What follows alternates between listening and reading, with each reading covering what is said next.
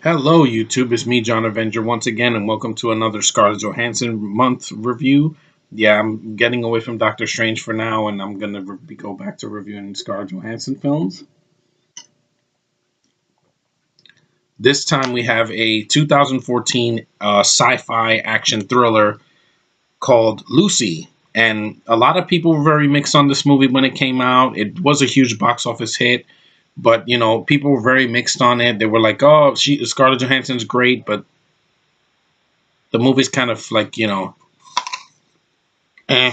But I enjoyed Lucy. It was in my top 10 of 2014. I thought it was underrated because a lot of people, yeah, the ending does suck. I'm going to say this: the ending is not that great. It's very weird and it kind of comes out of nowhere, but it doesn't ruin the movie for me.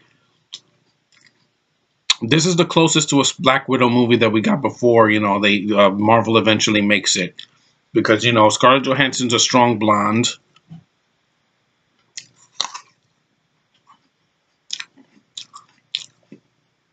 And she has guns just like Black Widow, and the basic premise is she gets tricked by her boyfriend that these Asian gangsters try to put this blue drug inside of her to be a drug mule for them, and the side effects is that it gives her superpowers in a way. But here it makes sense, unlike in The Force Awakens,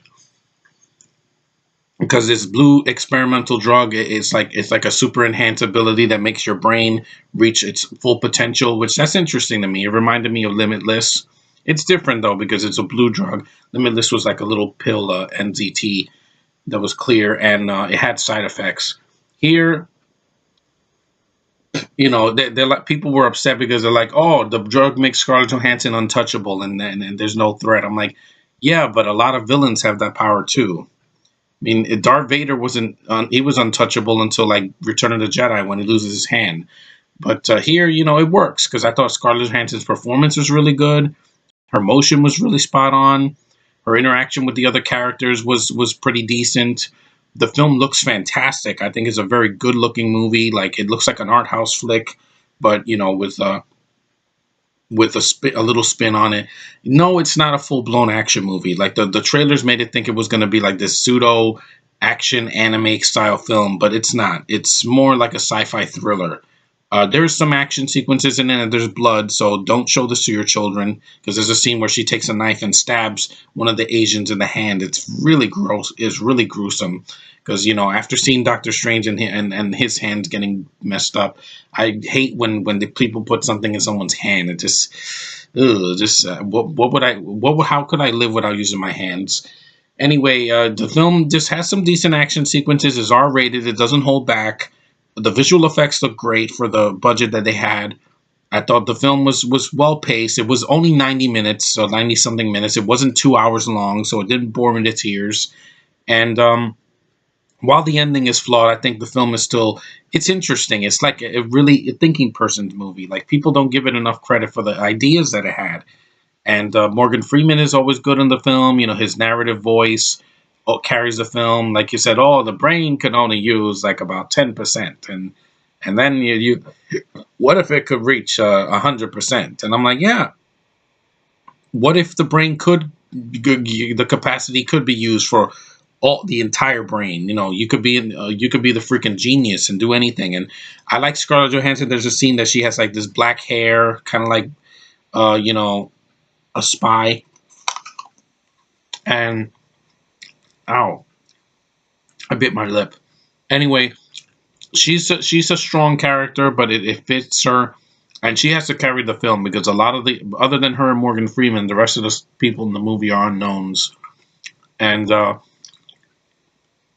it's an interesting film. If you go in thinking that no, this is not a full blown action movie, don't expect Shoot 'Em Up or Die Hard or Rambo, but expect something different.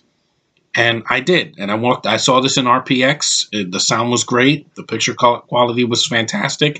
Scarlett Jo's face is just angelic. I mean, her with short hair. I'm just like yum yum yum yum yum. And it's interesting. Like it was kind of like Inception or Limitless. They're not really action movies, but they're interesting. You have to use your mind a little bit, and it works. I don't want just a brain dead, shut your brain off action movie all the time. Sometimes I want to think a little bit, and sometimes it works. I mean, Doctor Strange had a lot of intellectual things in it too, and it was fascinating. That's why when the story fascinates me, it fascinates me. And I think Lucy is underrated. It's a good movie. I want to get it on Blu-ray. I think it's time. I didn't buy it yet, and I want to. I love that poster where it says Scarlett Johansson's face, right, like this. Awesome. Emily Blunt just does not do it for me. She cannot do a movie like this and be like, "Yep, that's badass." I didn't see Edge of Tomorrow. That's a bunch of CGI crap. And, it's like almost 2 hours. It's too bloated. It's like Groundhog's Day, but an action movie with these mech suits from like The Matrix or something, or from Elysium, and it does nothing for me. I'm sorry, that's not my kind of movie. Here, it works. So, thanks for watching. Thanks for liking, subscribing, commenting on my videos. You guys are awesome. I'm glad you watched my Doctor Strange review. I'm glad you got to comment on that video. I appreciate it. I really put a lot of work into those videos from Dailymotion and YouTube because I really enjoyed it. It's in my top 5 of the year. Lucy was a good film as well, so I definitely think it's underrated because I think the critics were kind of harsh on it. And if there is a sequel and Scarlett Johansson comes back, I'd be glad to see it because, she's worth it. She's worth every penny I see her on screen because she's just a gorgeous woman and can act. Unlike Megan Fox and all these other girls that they're just a face. That's it. They're not a performance. They're just a face. Or a phase. You think Amber Heard's going to be good in Justice League? No, he's not. She made Johnny Depp, his life miserable. That's why he's divorcing her, and he is going to move on to better stuff. He's going to do J.K. Rowling's sequel to Fantastic Beasts and Where to Find Them. I'm not going to be seeing that, but, I'm not in the theater anyway. But anyway, I'm rambling. So take care, guys, and see you in the next Scarlett Johansson review.